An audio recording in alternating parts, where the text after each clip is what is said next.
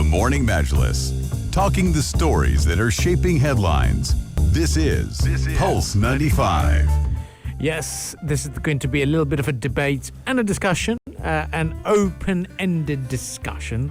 Reason being is the Boeing 737 MAX is going to return to the skies above the United Arab Emirates. Now, why are we talking about this and why is there a bit of a question mark over it? The reason is because, sadly, it claimed the lives of over 300 people as a result of the two fatal crashes that we're all aware of.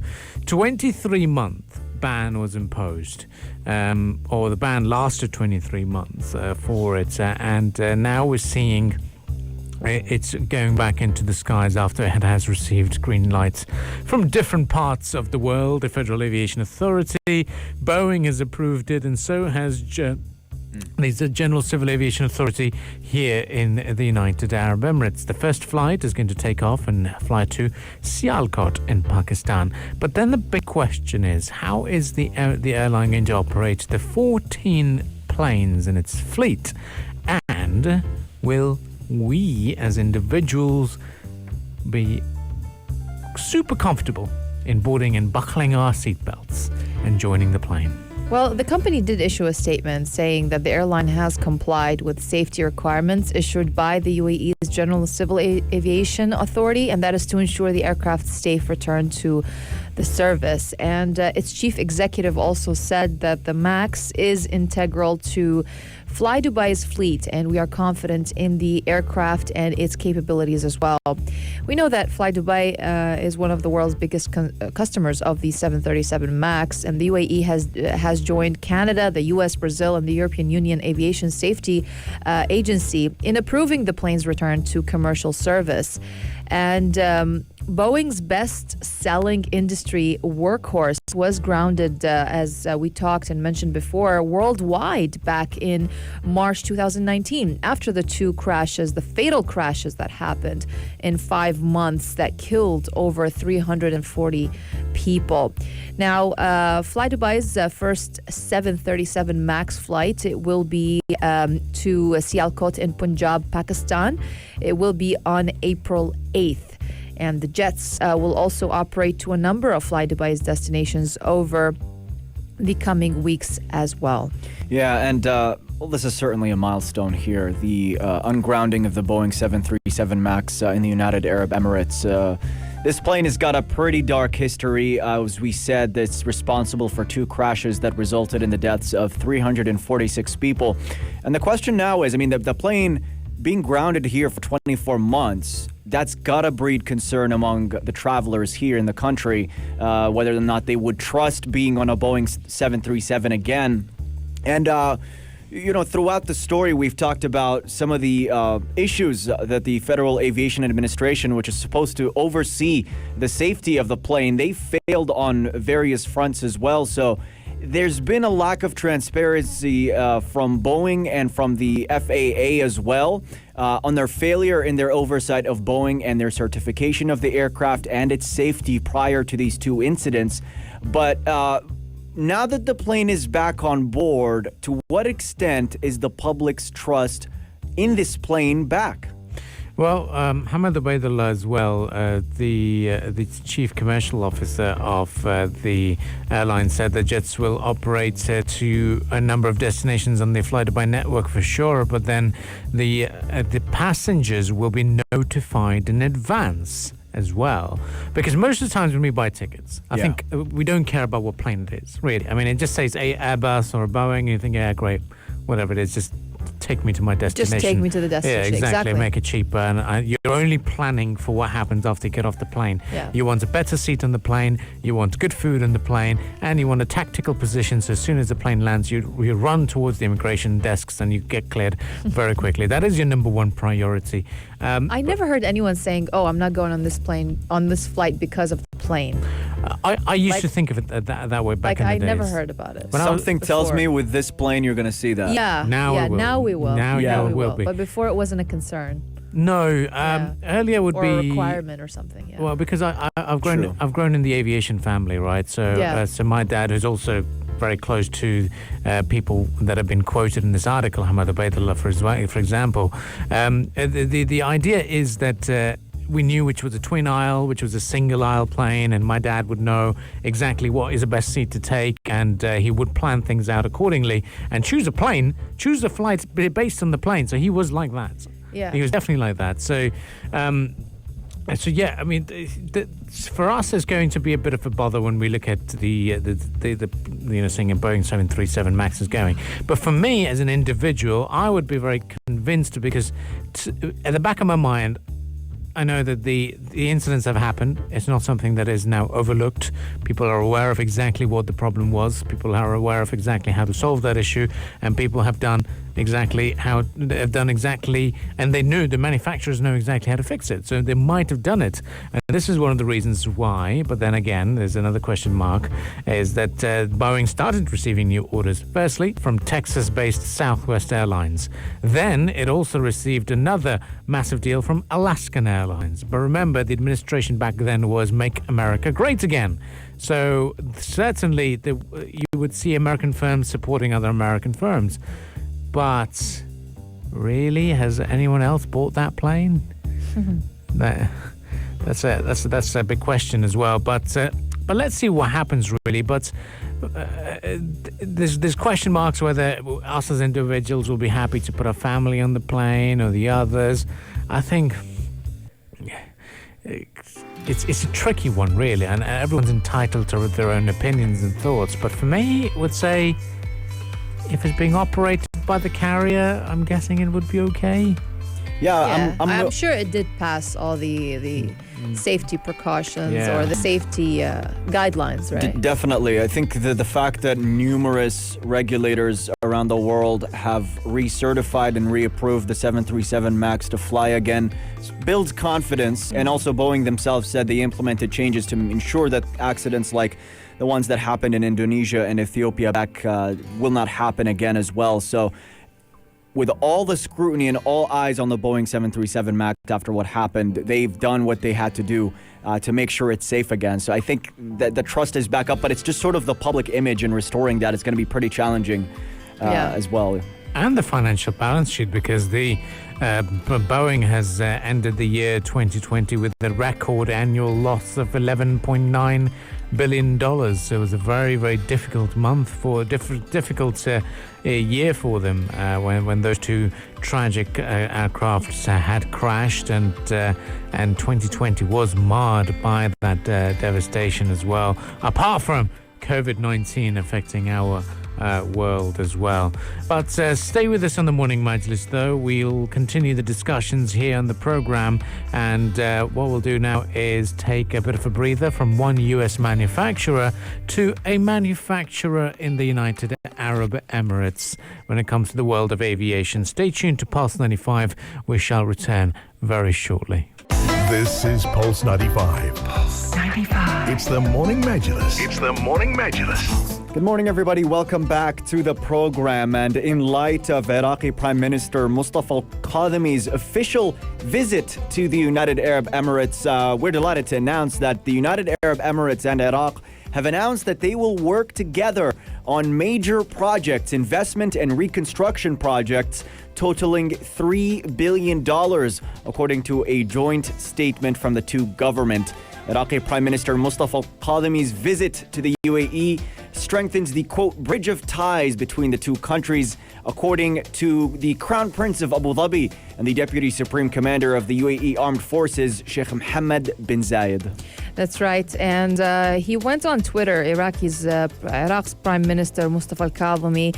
He said that as part of my government's approach to enhance Iraq's regional and international relations, I am here today in the UAE with an official delegation. And Sheikh Mohammed, His Highness Sheikh Mohammed bin Zayed, hosted an official reception ceremony for al-Kadhimi at Qasr al-Watan, which included a 21-gun salute, honor guard, and the national anthems of the UAE and Iraq as well. This was actually al-Kadhimi's first official trip to the UAE since he assumed office last May. And His Highness Sheikh Mohammed said it was a pleasure to welcome our brother Mustafa al-Kadhimi to the UAE. The UAE remains committed to supporting stability and progress for Iraq and its people. And basically they discussed regional and global developments, as well as ways to strengthen their fraternal relations. More specifically, Kadhimi's office said that the two leaders discussed ways to strengthen cooperation in the energy, investment, culture, trade, and transport sectors. So that is what's been going on yesterday, and also a statement coming out from Kadhimi's office saying they also discussed ways to advance relations between Iraq and the UAE that serves the public's interest. It was a very busy trip for a single day. He was also visited the Sheikh Zayed the Grand Mosque as part of his UAE tour, and the two sides held the depth and strength of their fraternal relations. They reviewed the latest regional and international developments and underlined the importance of ensuring international cooperation in the face of COVID-19 pandemic and to contain its economic and medical fallout on the entire world. The Iraqi Prime Minister also thanked the country for its medical support that was sent to Iraq to help its people fight and deal with the health crisis, and they vowed to grow economic cooperation and accelerate trade and investment exchanges.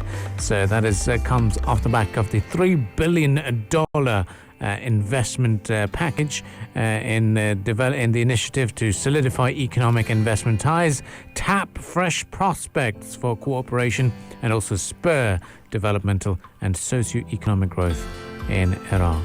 That's right. And during Al-Kadhimi's visit to Saudi Arabia last week, in fact, the two nations also announced a $3 billion joint investment fund to boost the private sector.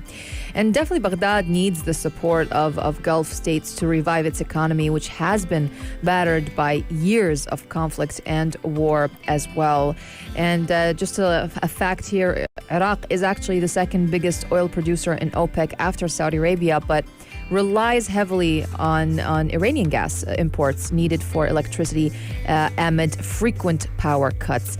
But thankfully, Iraq and the Gulf have connected power lines as Baghdad seeks other sources of power. In fact, the UAE-based energy firm Crescent Petroleum has invested more than $3 billion in Iraq and has a 20-year gas sales deal with the Kurdistan regional government in Iraq.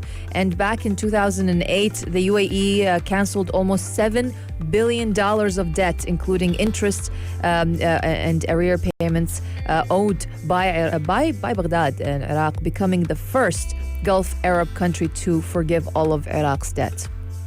Well, so much to ponder over and so much to celebrate in terms of enhancing ties from one regional development to the other. We will delve into the political developments in Jordan, but so far we do know is that His Highness Sheikh Mohammed bin Zayed Al Nahyan, Crown Prince of Abu Dhabi and Deputy Supreme Commander of the UAE Armed Forces, had a conversation with King Abdullah II, reaffirming full solidarity with the country. So we'll talk to you about that as well. So stay tuned to the Morning Majlis, only on Pulse 95. Pulse 95. The Morning Majlis, talking the stories that are shaping headlines. This is Pulse 95. This is Pulse 95, and a very warm welcome back onto the Morning Majlis. Now, a lot of you listeners out there might have seen the developments, and it's been widely covered by international media to an extent, to BBC News putting it on top of the slider about the political developments in Jordan. Now, the big issue is that the former Crown Prince has been accused of destabilizing the country. Word on the street is there might have been a potential coup being staged. Now, what the United Arab Emirates' position is, and the GCC region's position, was made clear by the statements that were released. They are in full support and expressed their full solidarity with the current administration in Jordan, and that's what came after a phone call between His Highness Sheikh Mohammed bin Zayed Al Nahyan, who yesterday had a conversation with King Abdullah II of Jordan, wherein he reaffirmed that maintaining the security and stability of Jordan is an essential pillar of Arab security. His Highness Sheikh Mohammed bin Zayed Al Nahyan the Crown Prince of Abu Dhabi and Deputy Supreme Commander of the UAE Armed Forces, said that we reject all that is destabilizing Jordan and endangering the safety of its people. In fact, on Saturday, the military said it had issued a warning to the prince over actions targeting, quote, security and stability in the key U.S. ally. Now, Prince Hamza later said that he was under house arrest. We talked about this yesterday and his statements that he issued in a video. And several high-profile figures were also detained. Now, according to Ayman Safadi, who said in a televised news conference that the investigations had monitored interferences and communications with foreign parties over the right timing to destabilize Jordan.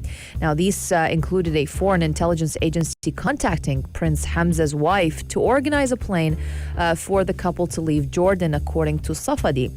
He also said that initial investigations showed these activities and movements had reached a stage that directly affected the security and stability of Jordan, and His Majesty decided it was best to talk directly to Prince Hamza to deal with it within the family internally. What we know so far is that between 14 and 16 people had been arrested in connection with this plot. Yeah, and also seeing the quick responses from members of the GCC and the international community really points to the importance of Jordan as a steady and reliable partner here in the region, and a country that is crucial to the region's security, given its relations with its neighboring countries and the important role it plays within those relations as well. And look, the country's currently weathering a storm of pretty bad circumstances at the moment. Yeah. I mean, even going beyond what's been happening recently with this situation, we've got the pandemic going on.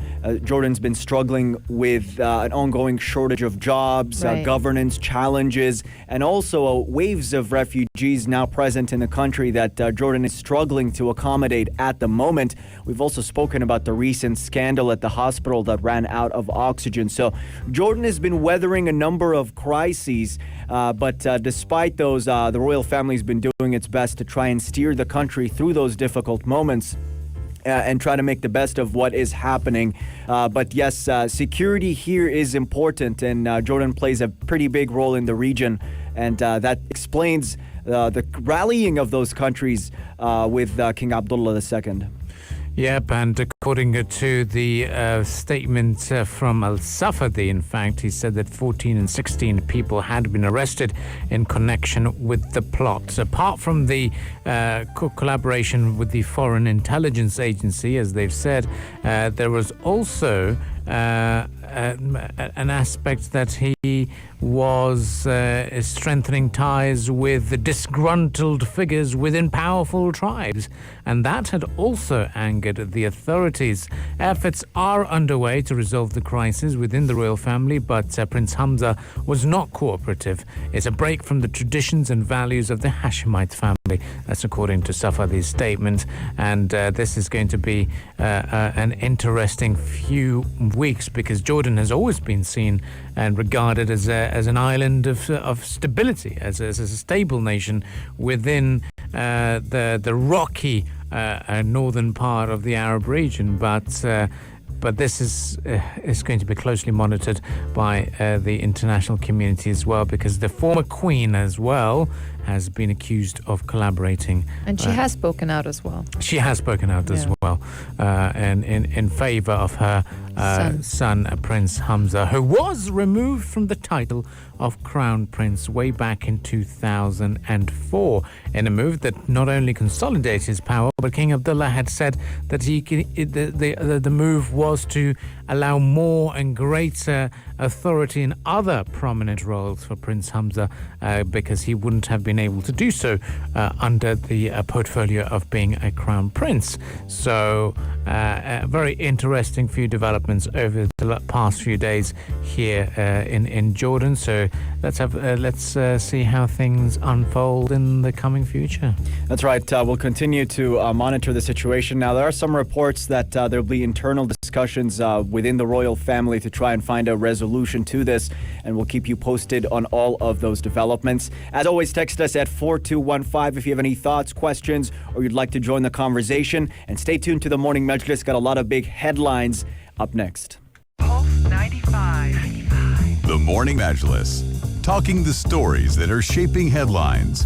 This is Pulse 95. We go over and talk about what's happening in Tesla, or with Tesla, the electric vehicle maker that we all love to talk about. Well, it delivered a record number of vehicles in its first quarter in the face of growing electric car competition and also supply chain challenges that have hit the global auto industry, basically.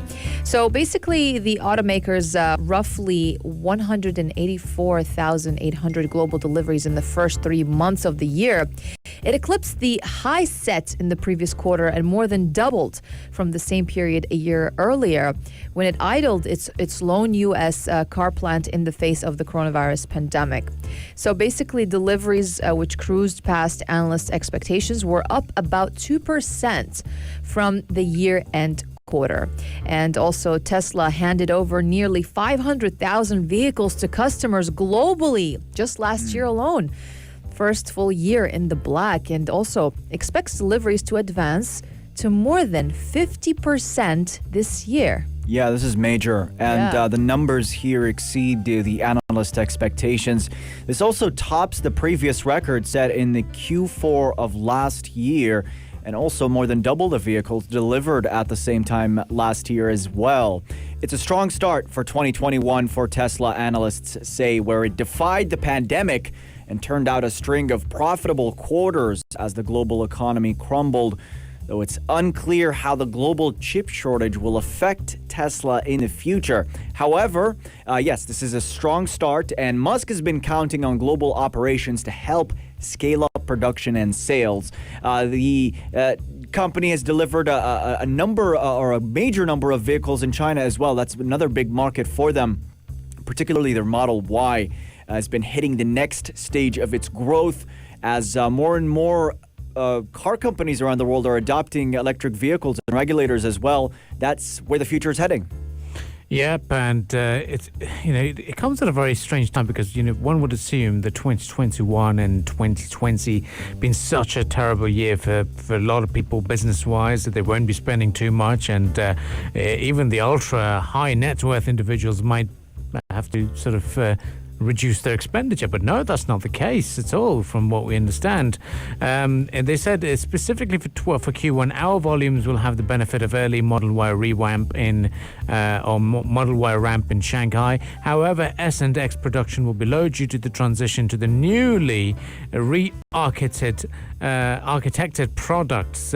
And Tesla has hit the mid-range of their window as well, delivering 499,550 cars for the year.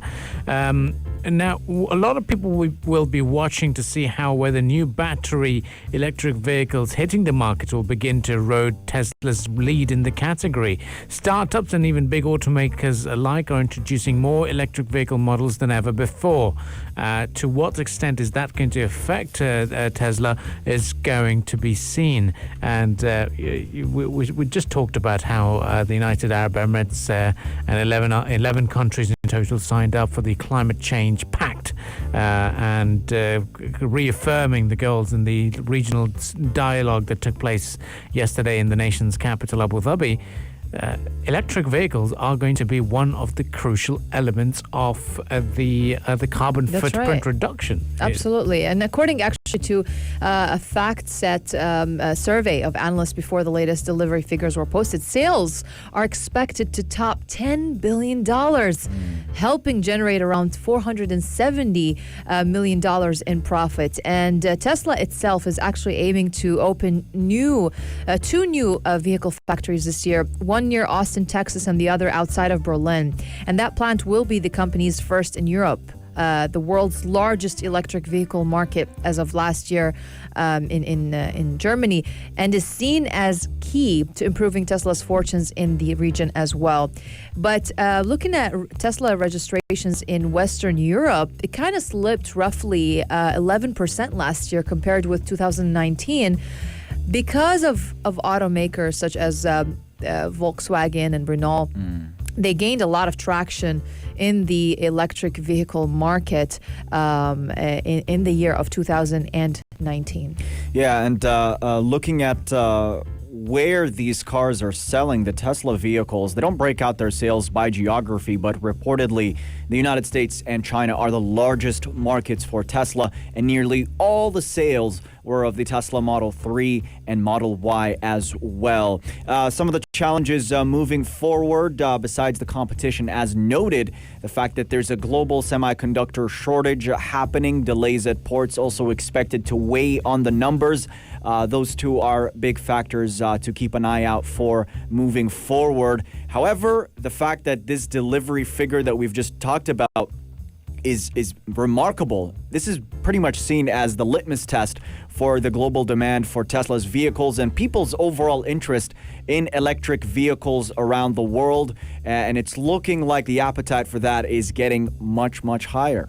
Certainly is, and it's very interesting to see where the world is now shifting its focus as well.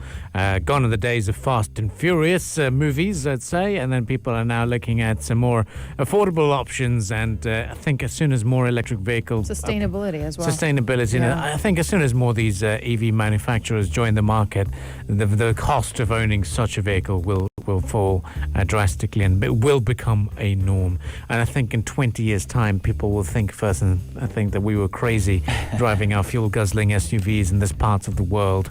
But do let us know in the text lines 4215, where do you see the world of transport and mobility evolving in the future? For now, the Morning Majlis will let you soak in and enjoy the musical entertainment, and we shall return right after the news headlines and continue the discussions here on the Morning Majlis. Stay tuned to Pulse 95. This is Pulse 95. Pulse 95. It's the Morning Majlis. It's the Morning Majlis. Well, who doesn't love a good bargain, especially at a time like this when we are fast approaching Ramadan in less than 2 weeks away, and that's the time of the year when we really do a lot of grocery shopping, and that's the time of the year when we really need a good bargain. And that is why we're going to be talking about discounts and where to find them. Now, yesterday we announced, we talked about Sharjah Co-op Society announcing that it will allocate an amount of 30 million dirhams, and that is to support more than 20,000 consumer goods during the blessed month, and it's going to include special offers on products of up to 90% on discounts on products, and an additional budget of 25 million dirhams has been also allocated to reduce prices of 15,000 products throughout the current year. In addition to that, not just only Sharjah, but the UAE as a whole has announced massive discounts for the holy month of Ramadan, which is likely to begin from Tuesday, April 13th. That's right, Rania, and this is going to be taking place across 894 outlets spread across the United Arab Emirates. Massive discounts ranging from 25 to 75%.